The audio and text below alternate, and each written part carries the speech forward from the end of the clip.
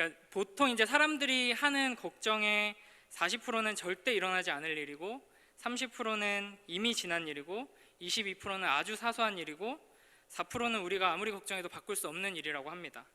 그러니까 우리가 하는 걱정 중에 대부분 한 96% 정도가 쓸데없는 걱정이라는 말이죠. 오늘 본문을 통해서 주님께서는 우리에게 염려하지 말아라, 걱정하지 말아라 이렇게 말씀하십니다. 근데 뭐 걱정 안 하고 살면 좋겠죠, 당연히. 근데 뭐 걱정해야 되는 일이 자꾸 생기니까 걱정을 할 수밖에 없습니다. 뭐 자녀 문제, 건강의 문제, 뭐 관계의 문제, 경제적인 문제, 뭐 이런 개인적인 문제뿐 아니라 이제 옆에 사람들 보면서도 막 걱정이 생기고, 또 나라 걱정, 이제 요즘 조금 덜어졌을지도 모르지만 뭐 나라 걱정에, 또 다른 나라 걱정에, 이제 여름이어서 이제 막 에어컨 막 빵빵하게 틀면은 또 막 지구가 아프다고 막 그래가지고 또 지구 걱정에, 걱정거리가 정말 넘쳐납니다. 그런 우리에게 주님께서 염려하지 말라라고 말씀하십니다. 오늘 읽은 이 본문 전체를 통해서 염려하지 말라고 강조하고 또 강조하며 말씀하고 계십니다. 이게 뭘 염려하지 말고 어떻게 걱정하지 말라는 걸까요? 그러니까 뭐 히피처럼, 아니면 요즘 유행하는 뭐 욜로족처럼 그냥 미래는 생각하지 않고 지금 당장 내가 하고 싶은 거 하면서 걱정 없이 살으라는 말일까요? 뭐 그런 말이면 되게 좋겠지만, 막 되는 대로 살아라, 배짱이처럼 살아야지 그렇게 고민하고 하지 말아라 라는 말씀은 분명히 아닐 겁니다.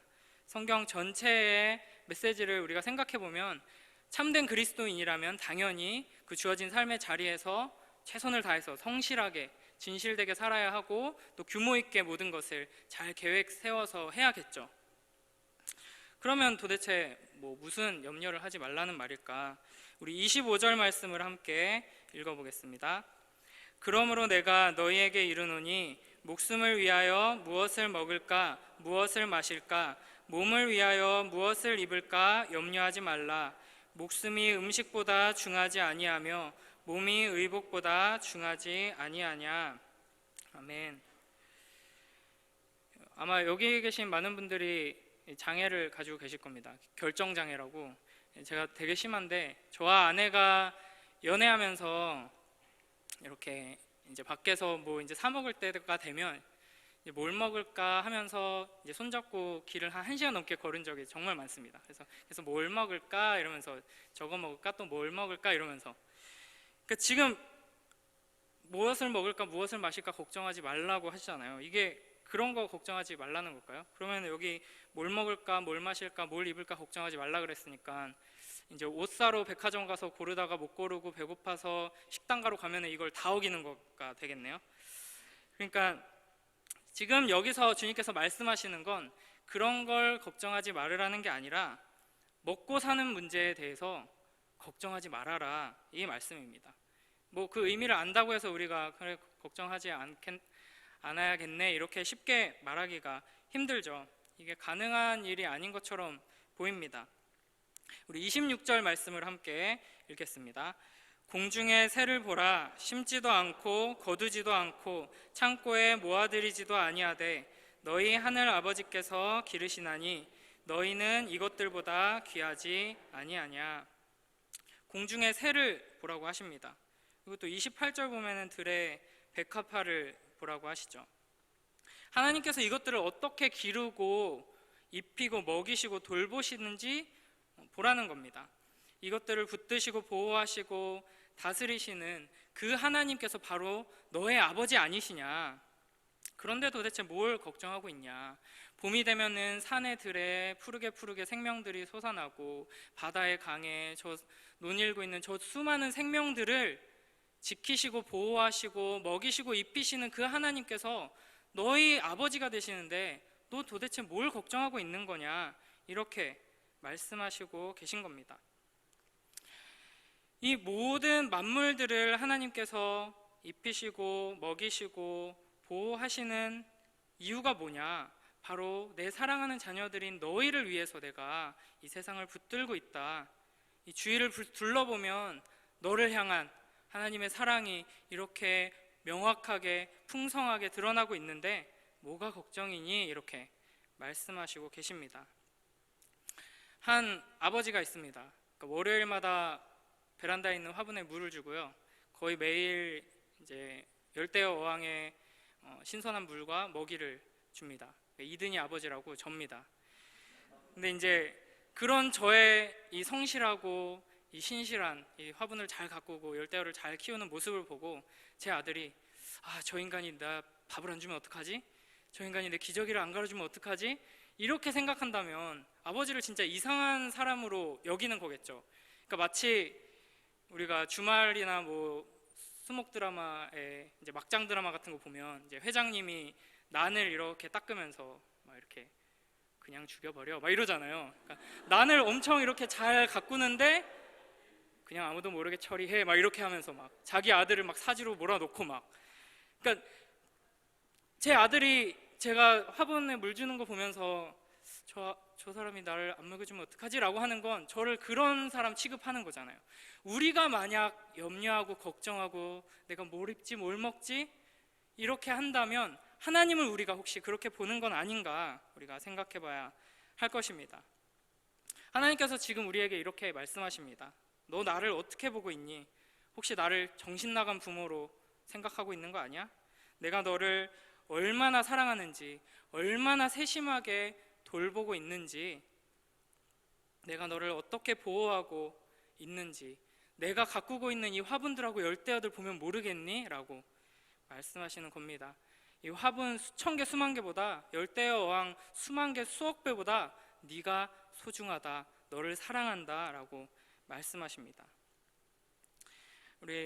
그래서 30절에 이렇게 말씀하시죠. 오늘 있다가 내일 아궁이에 던져지는 들풀도 하나님이 이렇게 입히시거든 하물며 너희일까 보냐. 이 믿음이 작은 자들아. 이 하나님의 안타까운 음성이 들리시나요? 이 믿음이 작은 자들아, 이 내 사랑을 모르겠니? 이렇게 말씀하십니다.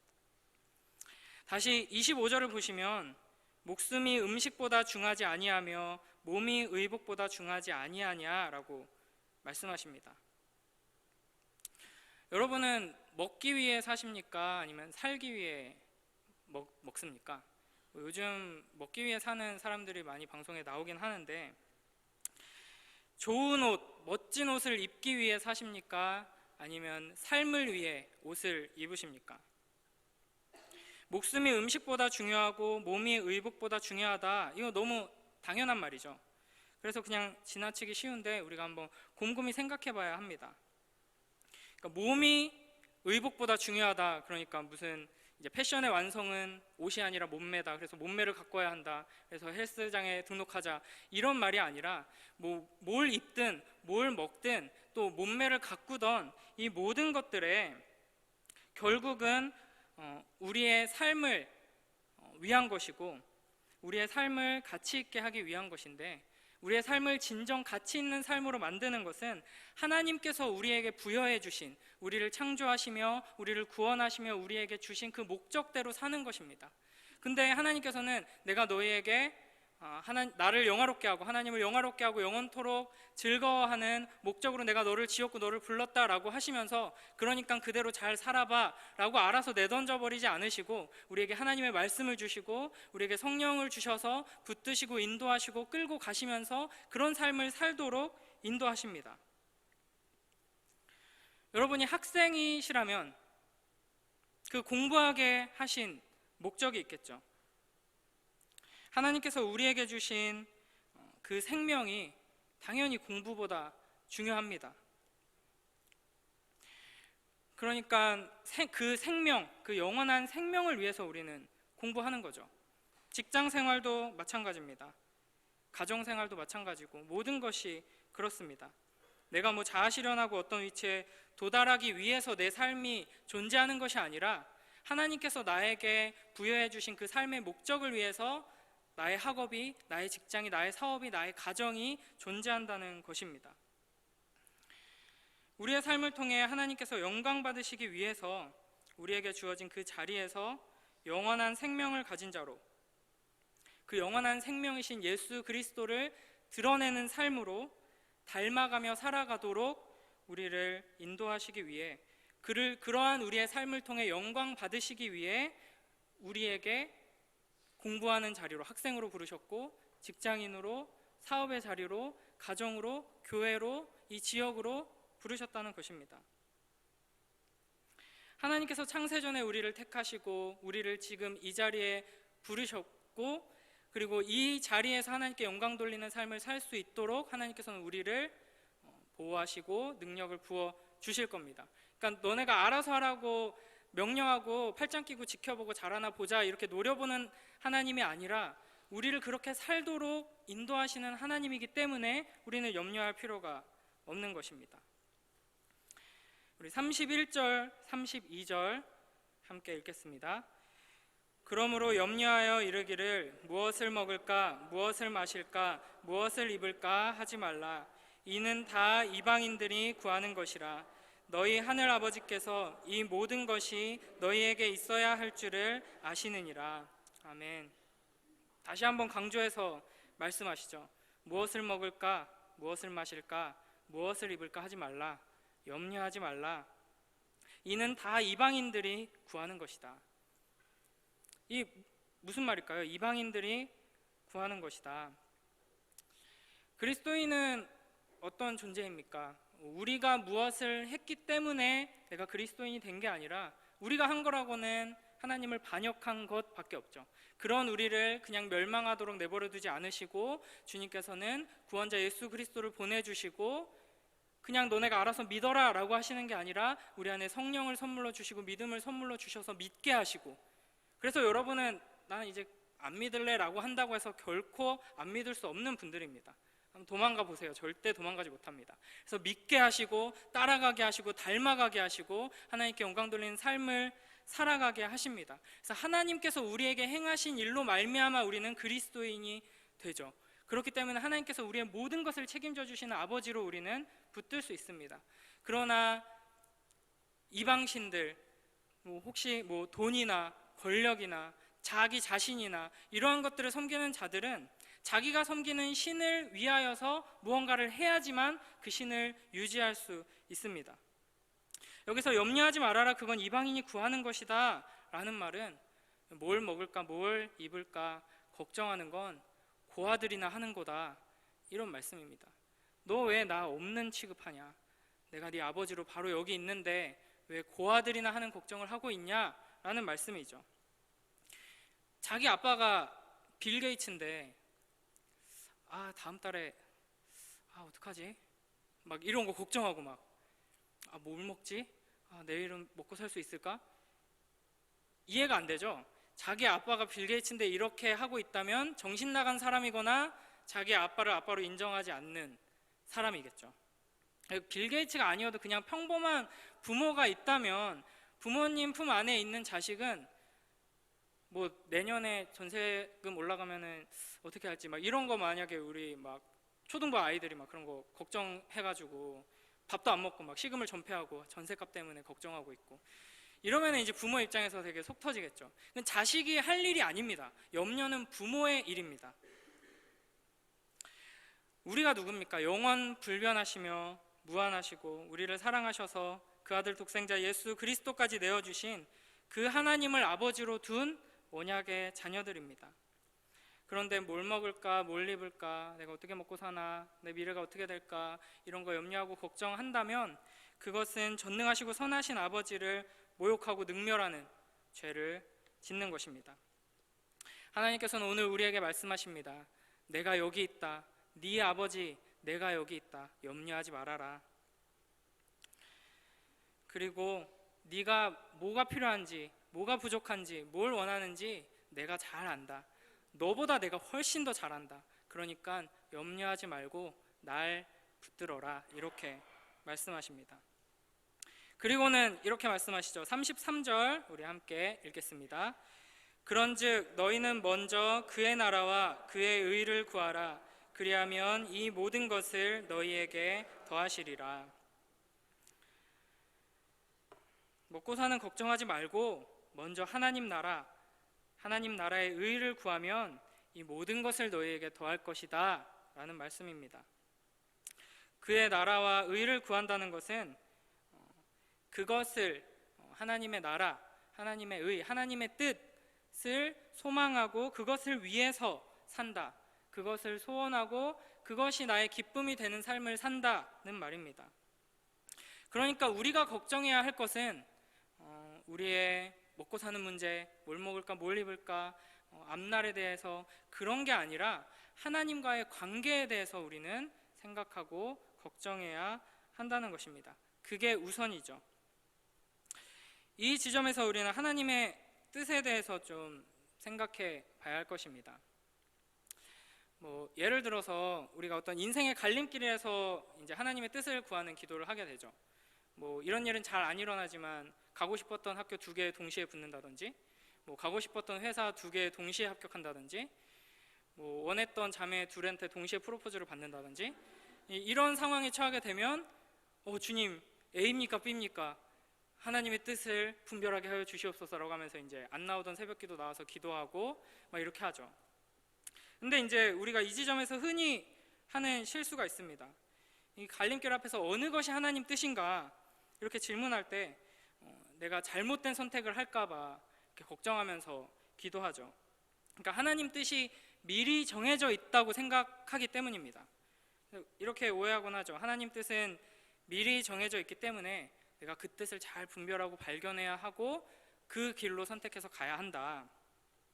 이렇게 하나님의 뜻이 어떤 갈림길에서 미리 정해져 있는 것으로 하나의 관역을 향해서 우리가 정확하게 나아가야 하는 것처럼 우리의 미래를 생각하는 순간 하나님에 대해서 오해하게 됩니다. 이런 식으로 생각하게 되면은 내가 매일매일 내리는 여러 가지 결정들 앞에서 이제 큰 두려움을 가지게 되겠죠. 그래서 하나님과 동행하면서 그 인도하심을 받는 삶을 누리지 못하게 됩니다. 또 이제 하나님께서 모든 걸 다 이때는 이 길로 가고 이때는 이걸 선택하고 이거 다 정해놓고 우리한테 잘 알려주지 않는 심술꾸러기처럼 우리가 오해하게 되죠. 그러면은 중요한 선택의 갈림길 앞에서 우리는 당연히 기도를 해야 되는데 그럼 어떤 기도를 해야 할까요? A인지 B인지 이 자매인지 저 자매인지 하나님 알려주시옵소서, 환상을 보여주시옵소서, 아니면 사인을 주시옵소서, 오늘 먼저 문자가 오는 자매가 저의 배우자인 줄 믿습니다. 이런 식으로 내가 방법을 정해놓고 하나님한테 응답해달라고 이런 식으로 하는 게 아니죠. 그러니까 우리가 보통 이제 중요한 갈림길 앞에서 열심히 주님 앞에 나와서 기도하고 또 말씀을 붙들어야 하는 이유는 내가 선택하지 않기 위해서입니다. 내가 아니라 하나님께서 선택하도록 내어드리기 위해서. 그래서 보통 우리가 3박 4일 4박 5일 수련회 끝나고 집에 오는 버스 안에서는 진짜 성령 충만하잖아요.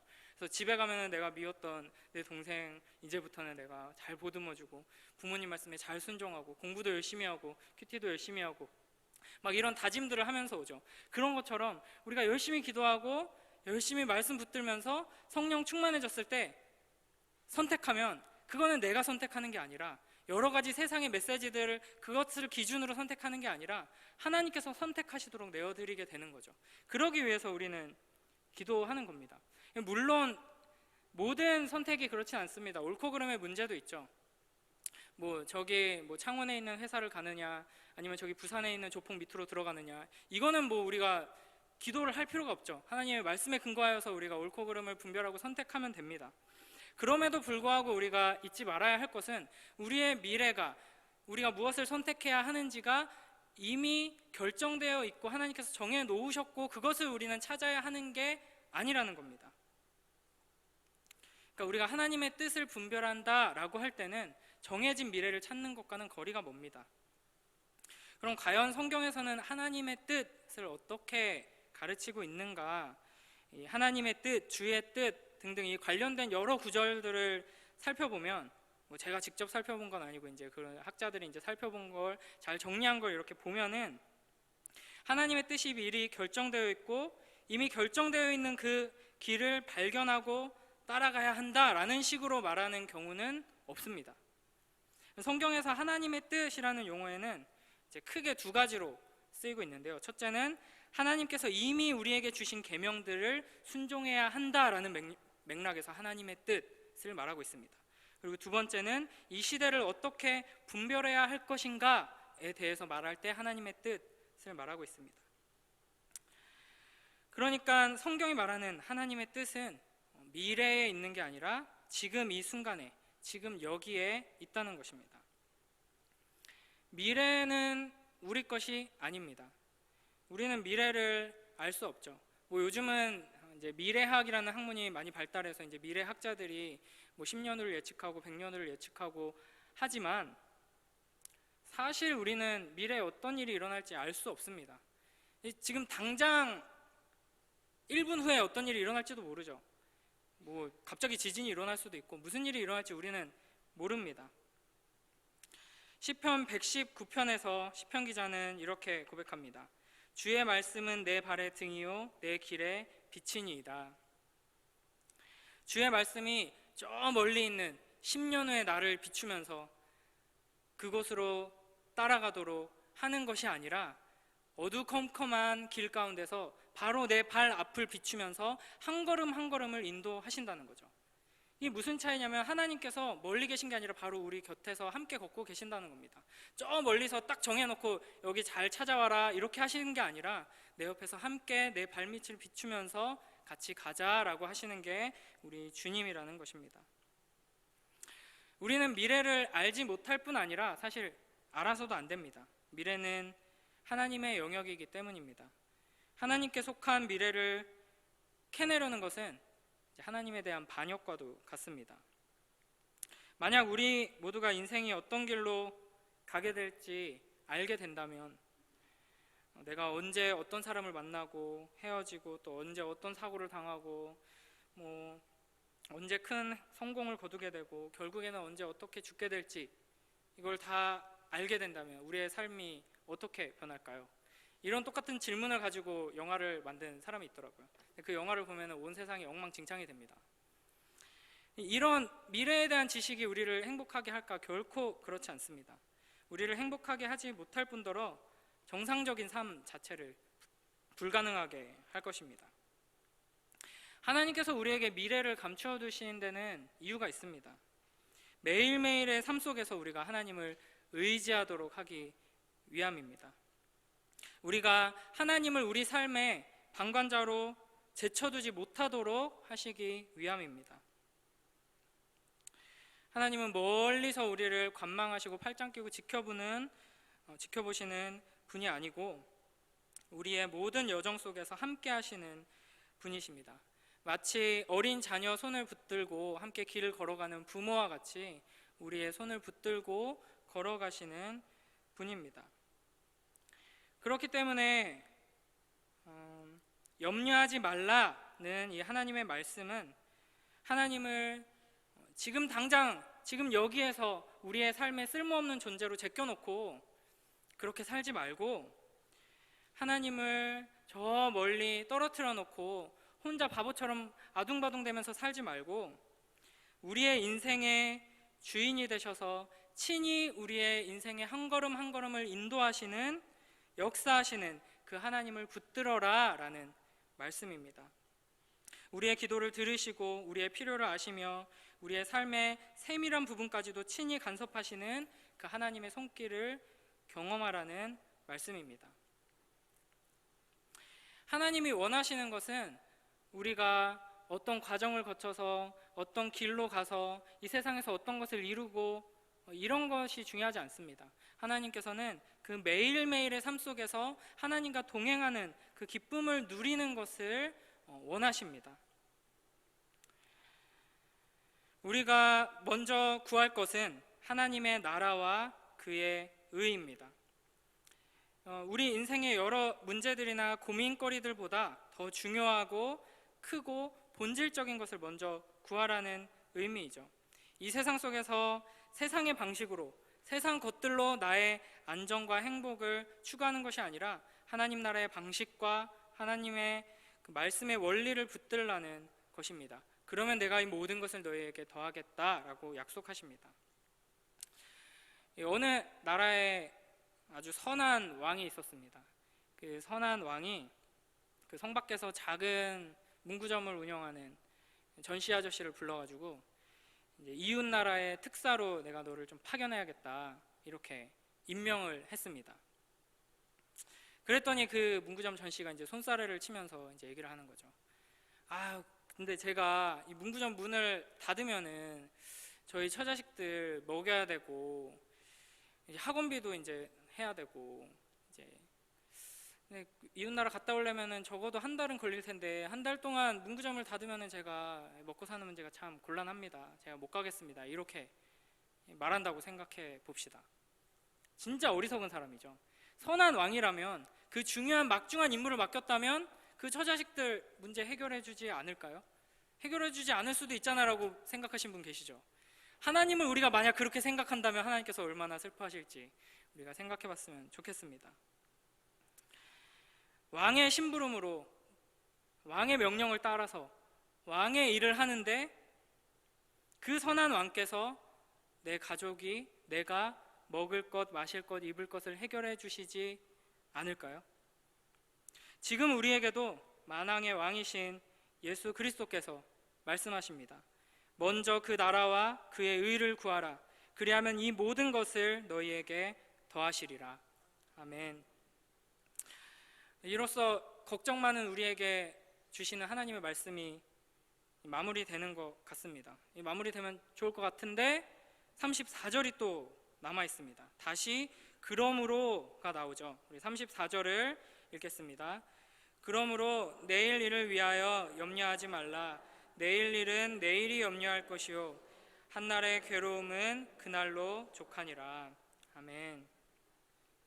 말씀 들었듯이 하나님께서 미래에 대한 결정권과 통제권을 가지고 계시기 때문에 내일 일어날 일에 대한 염려에 휩싸여서 오늘 내가 찾고 구해야 할 그 하나님의 나라, 그 하나님의 의를 도피하지 말고 지금 서 있는 그 자리에서 바로 여기에서 하나님의 나라와 의를 구하라는 말씀입니다. 미래에 대해서 앞당겨서 염려하지 말고 지금 당장 너희에게 주어진 하나님의 나라와 의가 무엇인지, 하나님께서 이미 우리에게 주신 이 말씀에 순종하는 삶이 어떤 삶인지, 이 시대 가운데서 하나님의 뜻이 어디에 있는지 분별하는 그 자리로 나아가라. 그렇게 지금 여기에서 순종하는 데서 하나님의 뜻을 분별하라 라는 말씀입니다.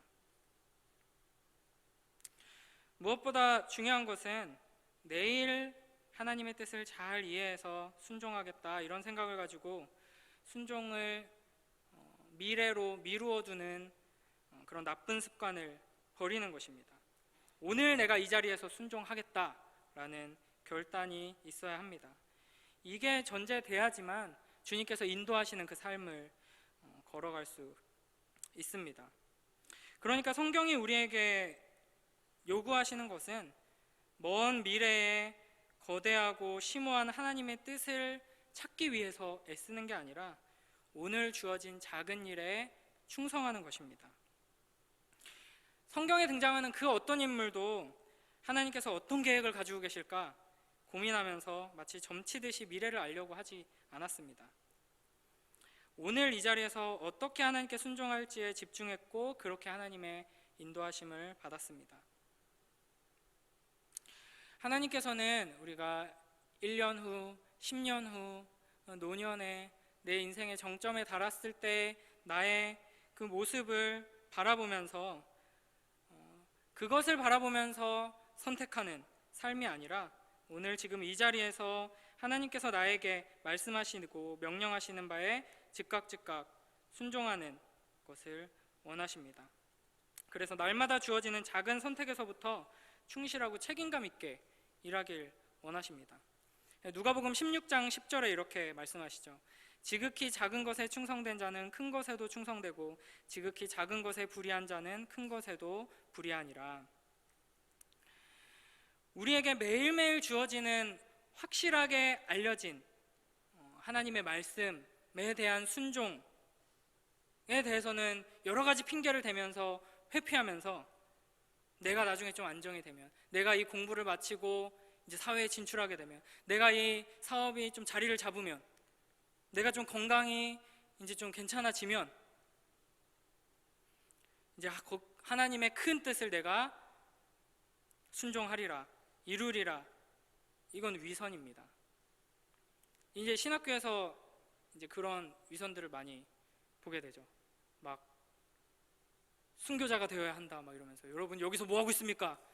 순교해야 합니다. 우리는 하나님께서 우리의 순종을 바라십니다. 이렇게 하면서 이제 다음날 중간고사 때 막 컨닝하고 막 이런, 주여 막 10만의 성도를 주시옵소서 막 이렇게 막 목에서 피 나오도록 기도하면서 말씀 연구는 하지 않고, 지금 당장 옆에서 울고 있는 친구들은 돌보지 않고 막 이런, 주여 열방 가운데 하나님의 뜻을 드러내시고 우리 굶어 죽어가고 있는 우리 북한의 동포들을 살려주시옵소서라고 하는데 옆에서 꼬르륵 소리 나고 있는 친구들은 돌보지 않고 막 이런 모습들이 많이 있습니다. 결국 하나님의 말씀은 내일 일을 염려하지 말고 무엇을 먹을지 무엇을 입을지 걱정하지 말고 지금 이 순간 지금 여기에서 나로부터 하나님의 나라와 의를 구하라는 것입니다. 하나님께서는 미래에 어떤 사람이 되어서 어떤 일을 할지 고민하고 계획하고 염려하는 그런 사람이 아니라 바로 지금 여기 이 자리에서 가장 작은 일로부터 하나님께 순종하면서 하나님의 통치를 실현시키는 사람을 찾으십니다. 물론 이 세상 속에서 하나님의 나라와 의를 구하는 자들은 여러 가지 고난과 핍박을 당하게 될 것입니다. 이 34절에서도 한날의 괴로움은 그날로 족하다라고 말하고 있습니다. 그러니까 우리 삶에는 여전히 괴로움이 있다는 것이죠. 왜냐하면 하나님의 나라와 의를 소망하고 추구하고 순종하면서 나아가는 삶은 이 세상과 충돌하기 때문입니다.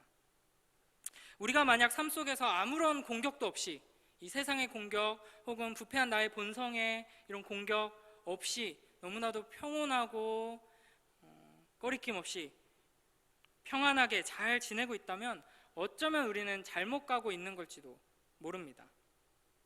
그러나 만약 하나님의 의를 추구하고 소망하고 하나님의 뜻대로 순종하려고 하는데 자꾸만 공격당하고 자꾸만 어려움이 생기고 고통당한다면, 우리가 맹렬한 대공포 사격을 자꾸만 받는다면 아마 우리는 적진 깊숙이 제대로 날아가고 있는 겁니다. 디모데후서 3장 12절에 이렇게 말씀하십니다. 무릇 그리스도 예수 안에서 경건하게 살고자 하는 자는 박해를 받으리라. 아멘. 이처럼 우리가 매일매일 그의 나라와 그의 의를 구하는 삶을 살수록 세상의 저항은 더욱 커질 것입니다.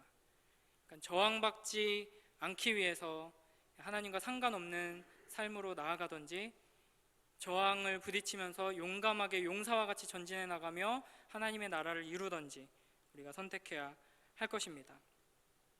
우리가 염려하지 말라라는 사랑의 메시지로 우리에게 주신 이 말씀을 기억하면서